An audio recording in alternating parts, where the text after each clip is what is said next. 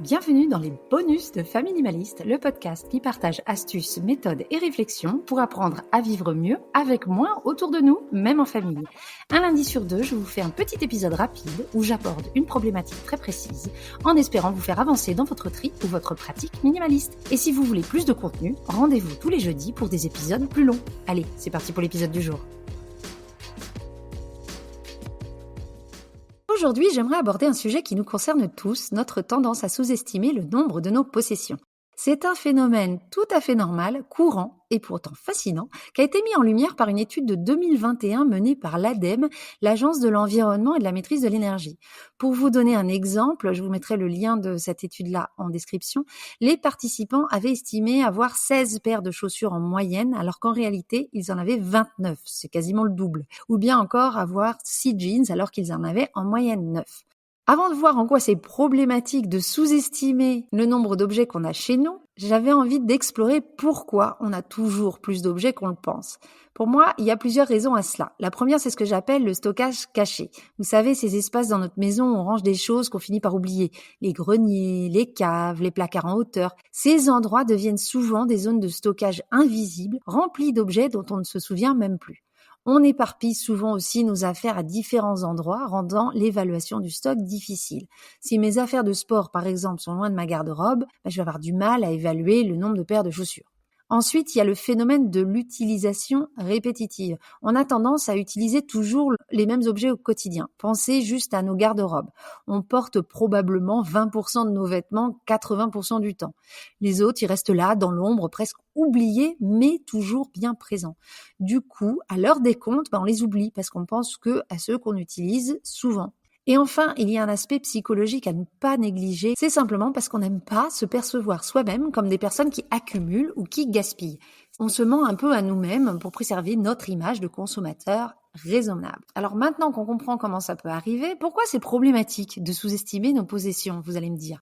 Pour moi, il y a 3 problèmes. Le premier, c'est que quand on ne connaît pas la réalité, on ne voit pas venir les problèmes. Si on ne sait pas qu'on en possède beaucoup plus que ce qu'on croit, on va avoir du mal à freiner cet encombrement et on peut se retrouver dans le surencombrement. Le deuxième problème, c'est que cette sous-estimation, ça nous amène à mal planifier nos efforts de tri et de rangement. Ben oui, si on pense qu'on n'a pas beaucoup d'objets à ranger ou à trier, forcément, on ne va pas consacrer le bon temps ou la bonne énergie. Combien d'entre nous ont commencé à trier une armoire en pensant que ça prendrait qu'une heure pour finalement y passer la journée entière? Ce décalage entre nos attentes et la réalité peut être très décourageant quand il s'agit de trier sur le long terme. Enfin, en n'ayant pas conscience de l'ampleur de nos possessions, on ne réalise pas non plus les coûts cachés qui sont associés à ce surplus. Je ne parle pas seulement de coûts d'achat initial, mais aussi du coût de stockage, d'entretien, sans parler du temps, de l'énergie que nous consacrons à gérer tous ces objets. D'où l'importance de prendre conscience de cette réalité. Et pour vous aider à prendre conscience, je vous propose un petit défi tout simple. Prenez une feuille de papier et notez votre estimation pour les catégories suivantes. Le nombre de paires de chaussures que vous possédez, attention, on compte aussi les chaussures de sport, le nombre de pantalons, toutes saisons confondues, le nombre de t-shirts, de hauts, et enfin le nombre de sacs, qu'il s'agisse de sacs à main, de sacs à dos ou encore pièges, de sacs de course. Une fois que vous avez noté vos estimations, je vous invite à faire le tour de votre maison et à compter réellement ces objets.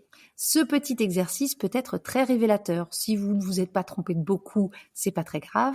Si vous voyez que vous vous êtes trompé vraiment de beaucoup, c'est sûrement que vous avez énormément de surplus chez vous et que de désencombrer pourrait être une bonne idée. L'objectif de cet exercice, c'est pas de se culpabiliser. On vit dans une société de consommation qui nous pousse constamment à acquérir plus, mais prendre conscience de ce qu'on a chez nous et de nos habitudes, c'est la première étape vers un changement positif.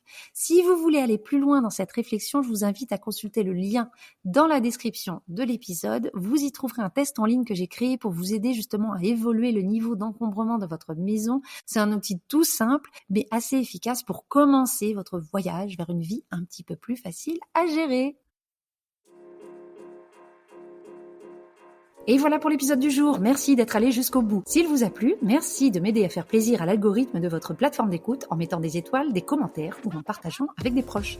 Je vous invite également à vous balader en description pour télécharger mes ressources gratuites comme la fiche méthode de l'épisode, ma liste de 20 défis tri et ma checklist de tri. Vous pouvez aussi vous préinscrire pour le prochain programme d'accompagnement au tri. Je vous dis à très bientôt et en attendant, n'oubliez pas, vivre avec moins, c'est vivre avec mieux.